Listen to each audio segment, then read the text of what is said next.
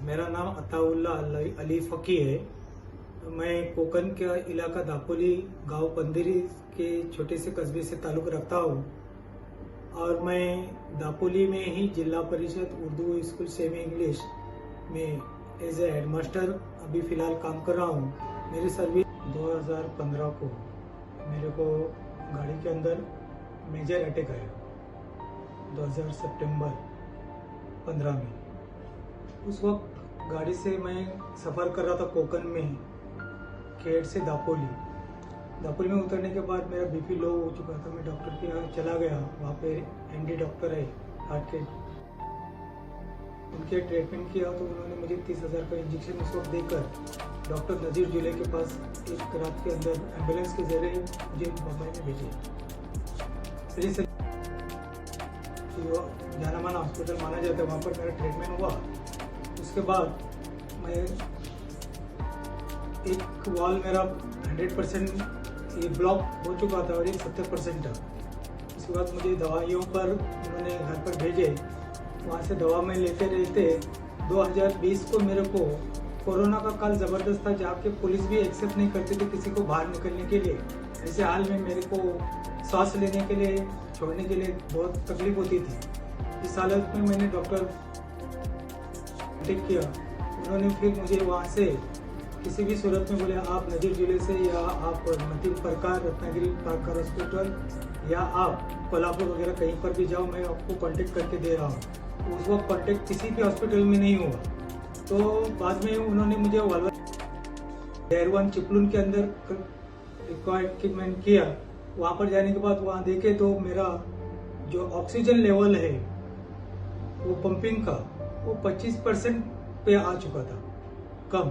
फिर मैं उनके पास वापस गया तो उन्होंने बोले नहीं 2D को आपका करना पड़ेगा।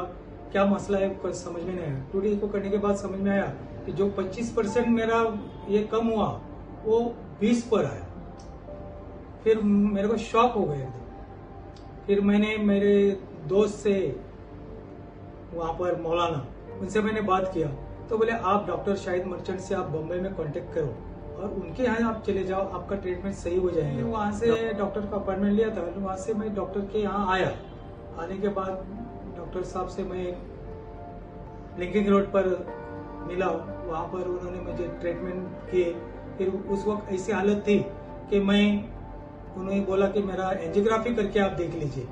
तो बोले एंजियोग्राफी अभी स्टेबल नहीं है, आप इस वक्त कर नहीं सकते। अगर आपको एंजियोग्राफी अभी कर दूंगा तो आप बेड के ऊपर ही आपको अटैक आकर आपका जान जा सकता है। उसको स्टेबल होने के लिए कम से कम 1 महीना लगेगा। तो दवा ले लो, 1 महीने के बाद आओ। 1 महीने के बाद आने के बाद उन्होंने मेरे ट्रीटमेंट देखा करके फिर उन्होंने बोला आज आप एडमिट हो जाओ। तो मैं लीलावती हॉस्पिटल में रिफर किया। तो लीलावती हॉस्पिटल में मेरे को एक दिन रख के मेरा एंजियोग्राफी उन्होंने खुद किया और उन्होंने कोशिश की कि वो जो वॉल 100% था उसको भी उन्होंने उठाने की कोशिश की।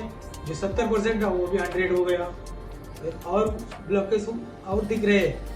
फिर उन्होंने मेरे को डिस्चार्ज देने के बाद उन्होंने कहा कि आपका जो कोई भी मसला है वो न बाईपास हो सकता है न बाय एंजियोप्लास्टिक हो सकता है। अब कुदरतन जो वाल है वो हमारे जिस्म में बहुत है लेकिन वो हमको दिखते नहीं हैं। वो इसके लिए एक अमेरिकन मशीन मैंने लाया हूँ जो मेरा लिंकिंग रोड पर है, वहाँ महबूब स्टूडियो के बाजू में। वहाँ पर अगर आप वो जब करके जब ECP करेंगे तो मैंने नेट के ऊपर रिसर्च करके देखा कि क्या क्या कौन डॉक्टर बोल रहा है ये मशीन से फ़ायदा हो रहा है। कोई बोलता है ये मशीन फेलियर है, कोई कहता है इसका रिजल्ट अच्छा है, कोई बोलता है 20 इसके ये लेंगे ट्रीटमेंट के डोज। तो उसके बाद आपको समझ में आएगा कि ये कितना % आपको फ़ायदा हुआ है या नुकसान हुआ। अगर 20 डोज लेने के बाद अगर उसमें आपका पॉजिटिव आता है तो आपको डॉक्टर साहब ने मुझे कह दिए थे कि 35 लेना पड़ेंगे।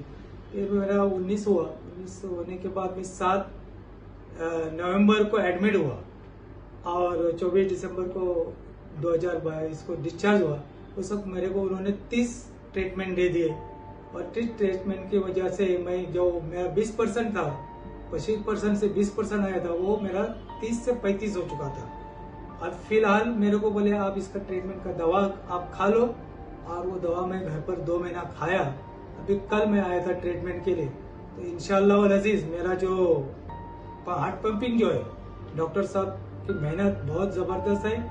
अब मेरा अभी 40% प्लस है, और उन्होंने बोले कि आपका दवाई थोड़ा कम या ज़्यादा करने का है, तो यहाँ पर आप वर्ली में आइए। आज सुबह वर्ली में यहाँ पर आया, यहाँ पर अभी मेरा टेस्ट किए और मेरे को बहुत पॉजिटिव लगा। अभी उन्होंने मुझे 2 महीने का दवा दिए लिख कर बदल कर, और उससे मैं सेटिस्फाइड हुआ हूँ। अभी आगे अल्लाह मालिक है, देखेंगे आगे आगे होता है क्या।